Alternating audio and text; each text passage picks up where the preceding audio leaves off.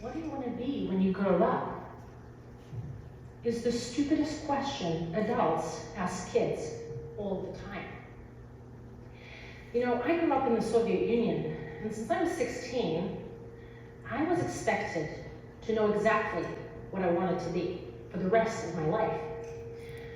And I was expected to go after it with a passion. What are you supposed to do? In America, you're expected to do the same thing.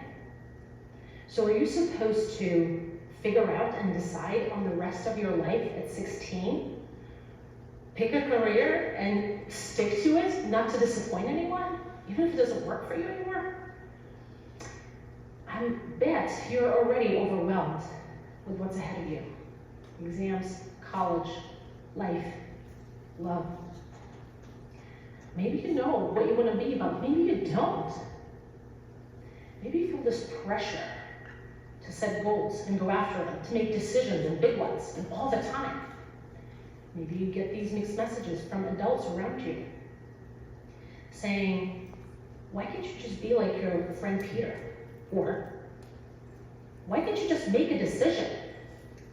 Or, we just want you to be happy. And then they go and post all of your accomplishments on Facebook for everybody else to see and judge. Here's the ironic and ugly truth. Not all adults experience having a calling in life. Many actually never find a particular purpose in a career.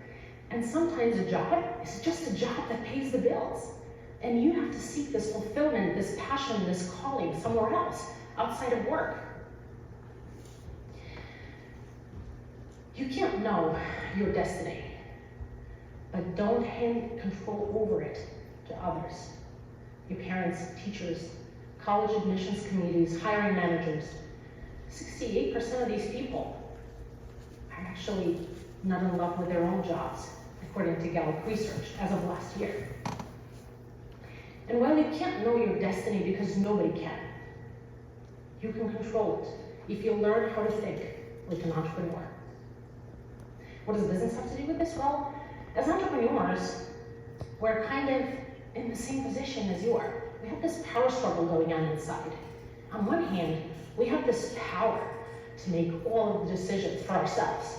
We get to choose what to do. But on the other hand, we get overwhelmed by it.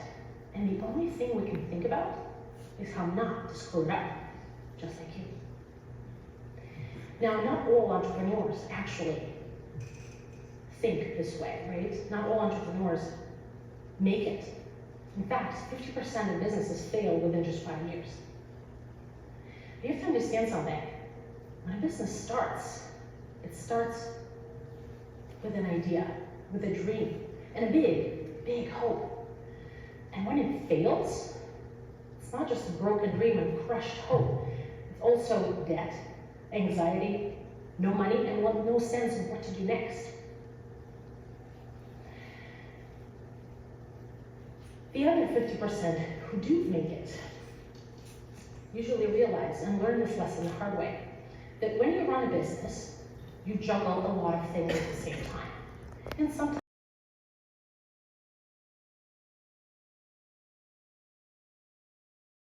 those who do make it, and sometimes barely make it, is that you can never drop the ball on these two things.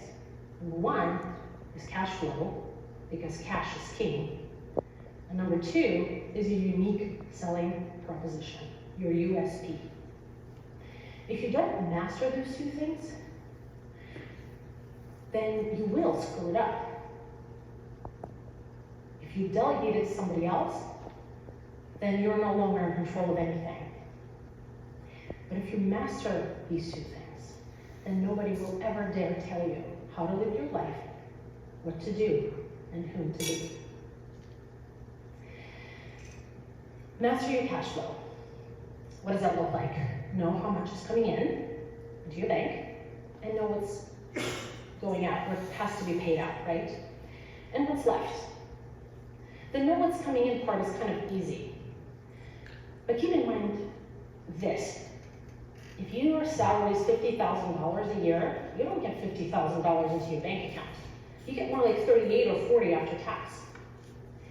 And if you get paid every 2 weeks, which is very common, then there's 2 months a year that you get an extra paycheck. So know how much is coming in.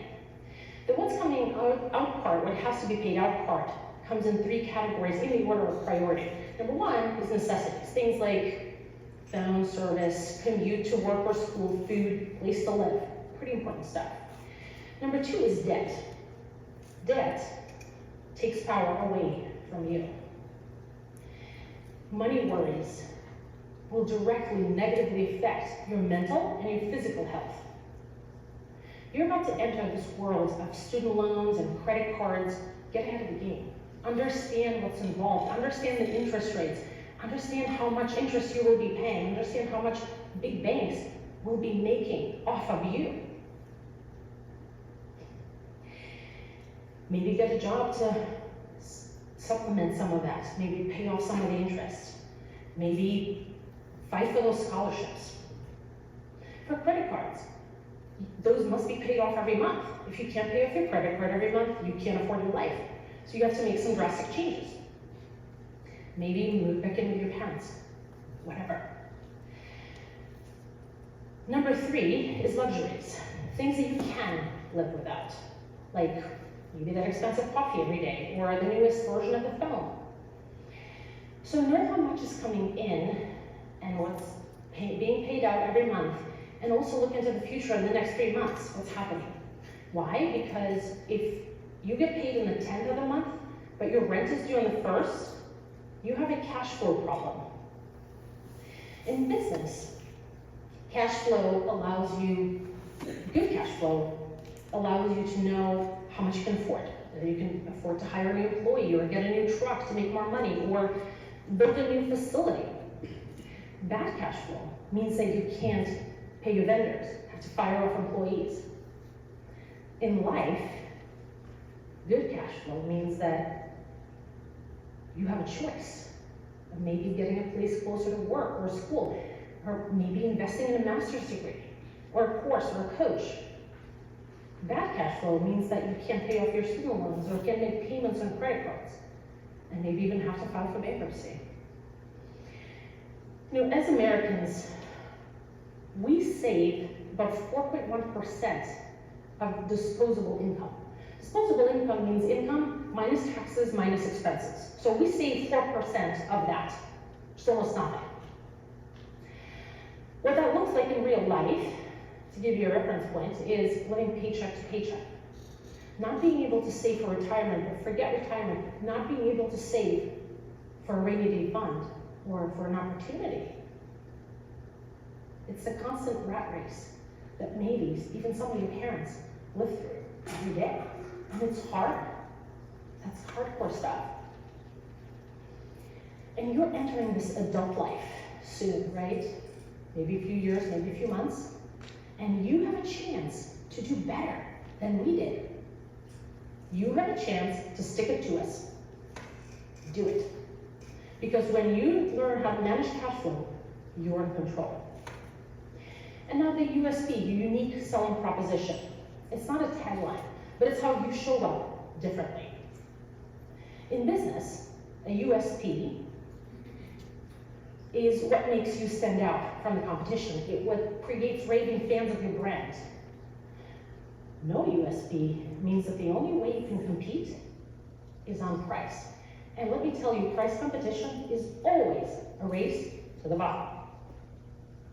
In life, a USP is not your talent or potential. That's what big schools want you to believe.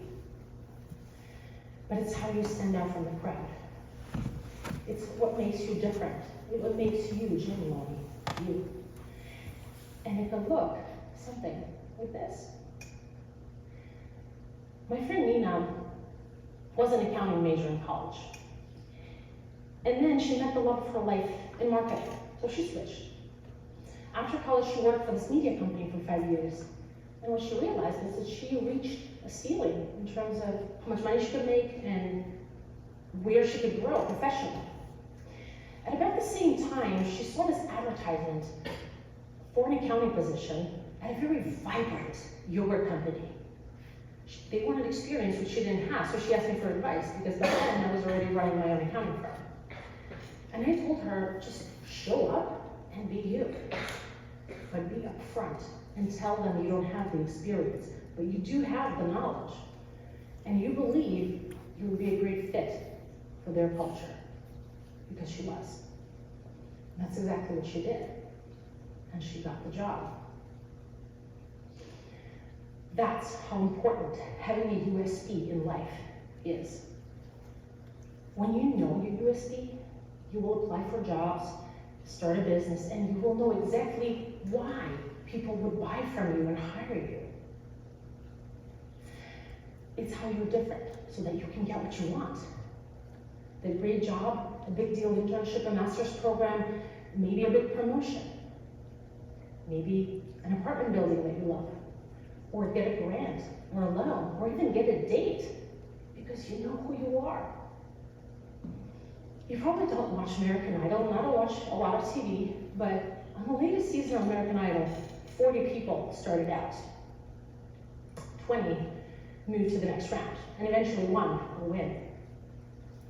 Do all 40 know how to sing? You bet. But moving on to the next round, and eventually winning this thing, has to do with how you show up and stand out from the crowd. I know that you're just trying to figure out the next maybe a few months, maybe a few years of your life, and it's stressful enough, I get it. But spend some time and answer these questions for you. How will you stand out from the crowd? What makes you you? How are you different? Why should they hire you? Now, this last question, why should they hire you, used to drive me crazy at interviews. The truth is, I did not have an answer to that, but you can have an answer. So where do you go from here? Well, the bad news is that there's no magic trick. You will actually have to do some work. But the good news is that you can absolutely do this. Cash flow, do it on the back of the napkin. How much is coming in, what needs to be paid out in categories, and what's left, and how much you can save for an opportunity. Your USP, get to know you. And the best part is that you will always have those two things, because you will never drop the ball on them. And you can start slow, but as long as you keep moving forward and think like an entrepreneur, you can control your destiny. Thank you.